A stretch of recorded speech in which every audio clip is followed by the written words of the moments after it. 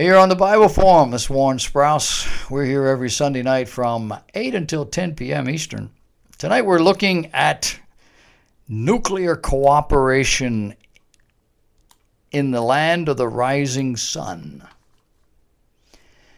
A proliferation expert told a publication called Allgemeiner this just past week, quote, paying attention to any potential nuclear cooperation between Iran and North Korea should be a priority for the Trump administration. David Albright, who's head of the Institute for Science and International Security think tank, said, quote, I think the main thing is to try to discover it. We know the cooperation, happens in the missile and conventional weapons area. As for the nuclear area, we look at it as an open question. We haven't seen enough evidence yet to make an actual accusation. We just don't know. But I think there's a real risk that Iran and North Korea could cooperate on nuclear matters.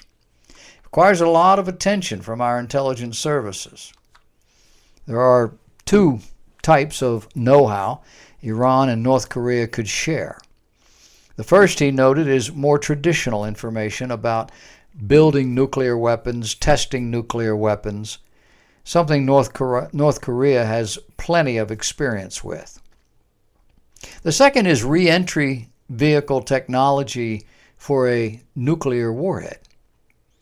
Now, Iran is freer to conduct re-entry vehicle tests than North Korea is. So both could be beneficial, in one hand washing the other. Clearly, he says, Iran is steadily making progress toward nuclear weapons with the help from North Korea. The Pyongyang regime, he writes, was ready and able to give the Islamic Republic a clandestine means of circumventing the July 2015 nuclear deal it agreed to with 6 world powers. At the same time, he added, Iran is likely assisting in the upgrading of certain North Korean strategic capacities. Now, Anthony Ruggiero is a senior fellow at the Foundation for Defense of Democracy's think tank, and he noted in a policy brief last Wednesday, quote, what happens in North Korea rarely stays there. And Pyongyang has likely proliferated nuclear technology in secret to at least 2 countries, Syria and Libya. Likewise, the North Korean-Iran nuclear relationship would be difficult to detect. And while North Korea will not sell complete nuclear weapons or fissile material for nuclear weapons, as these are critical to the regime's survival, it will sell other parts of its program as well as its expertise. Perhaps, he said, most disconcerting is that there are no international mechanisms to detect this kind of activity. The Hermit Kingdom, as North Korea is called, controls information flow, especially this kind. For over 20 years, the United States has failed to counter North Korea's growing nuclear and ballistic missile threat. Pyongyang-Tehran nuclear cooperation would be cause for even greater alarm. None of this happens without China understanding what's going on. They're in the backyard or the front yard. They know how this is working. And we're talking to China, and we're talking to North Korea, and we're sending more material and men in that area, and we're trying to convince North Korea that this is not in their interest to continue this. China, at the same time, wants us to back off. They don't like us in their parlor.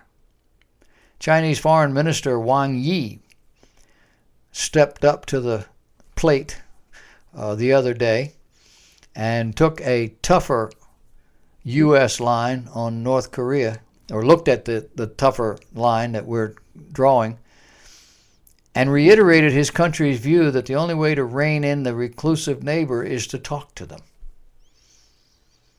Well, that's something the Obama administration liked to do, just talk to them. And while you're talking, they do whatever they do. But China is trying to get our Secretary of State, Rex Tillerson, who's in Seoul, at least was there last week, to say that he will rule out a preemptive strike against North Korea. And of course, Tillerson is a tough bird. And he said, no, we're not going to do that. Tillerson's State Department says 20 years of diplomacy to stop North Korea has failed.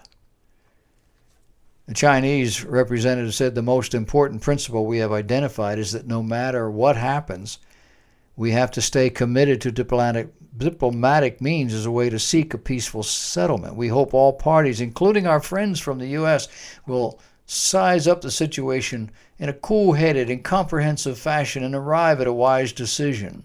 You can just hear that. China wants the U.S. and North Korea to negotiate directly. I don't think that's going to happen. The U.S. insists that Kim Jong-un make a credible show that he's willing to give up his nuclear program before the talks begin, and therein lies the stalemate. Tillerson laid out the details of his approach while he was in Seoul, saying it would focus on getting China to better enforce United Nations sanctions against North Korea. Let me be clear, he said. This policy of strategic patience has ended. The world has become a little dangerous. Have you noticed? Is it because of the Trump administration? No. But that will be the party line for Democrats and others. The reality is the Democrats, the progressives, the socialists, the do-gooders, let's all get along kind of people have created this dynamic. These things were in place way before the Trump administration came along. We just simply had politicians with their head in the sand and their stars in their eyes for the last 25 years. The Bible talks about the East in the Great Tribulation. It speaks of a 200 million man army from the East crossing what will be then a dried up Euphrates River in Iraq. Who are these people?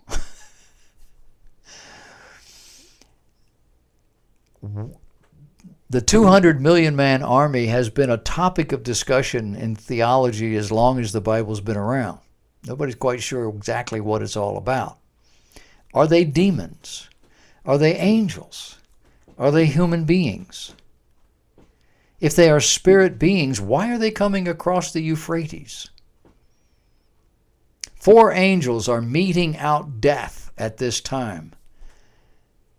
But then comes this 200 million man army. Why have these two things at once?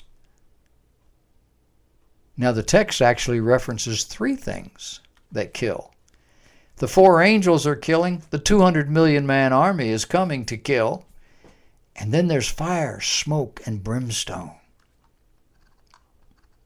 In Revelation chapter 9, there are references to the 7th and final seal, which consists of 7 trumpet judgments, placing the events at the latter part of the Great Tribulation, just before Jesus returns. Of the 7, this is number 6. In verse 13 it says, the 6th angel sounded. I heard a voice from the 4 horns of the altar, golden altar which is before God, saying to the 6th angel which had the trumpet, loose the 4 angels which are bound in the great river Euphrates. In the river. I don't understand that one. And the 4 angels were loosed, which were prepared for just this moment in time, for this hour, for this day, for this month, for this year. That's how precise God is. For to slay 1/3 of all mankind. Notice in the beginning, 25% were gone. Here's another 1/3 of whatever was left. And the number of the army of the horsemen were 200,000. That's 200 million. And I heard the number of them. And I saw the horses in the vision, and them that sat on them, having breastplates of fire, and jacinth, which is our hyacinth. It's a reddish blue or deep purple color. Precious stone, apparently, of that color. By these 3 was the 3rd part of man killed by the fire, by the smoke, and by the brimstone that issued out of their mouths.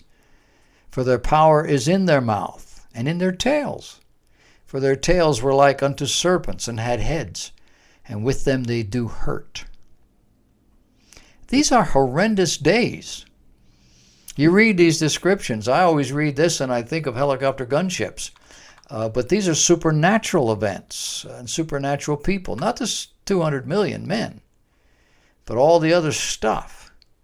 And these are horrendous days. Days apparently that will involve the entire world. The Bible says that the kings of the earth rush into the caves, to the mountains,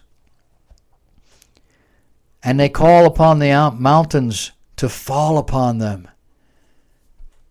because they know from whence this comes. It's coming from God. We're watching this stuff. We're watching the stage manager and all of the stage hands putting the various pieces of furniture on the stage in just the right place, getting ready for this kind of thing to take place. We don't really have any idea what this is going to look like. And the Bible says that if you're a born-again child of God, you won't be here to see it.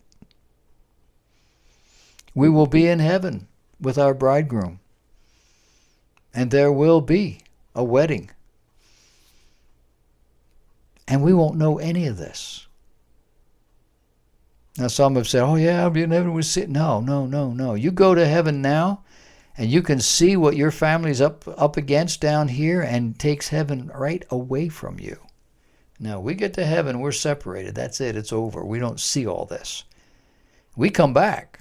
The bride comes back with the Lord and his army, angels, and with a company of witnesses. These are the Old Testament saints and those that were martyred during the Great Tribulation, who are not part of the bride. They all come together, a huge amount of people that no man can number, to inhabit this earth once Jesus gets it all cleaned up. We're watching this start to unfold right now. You ready?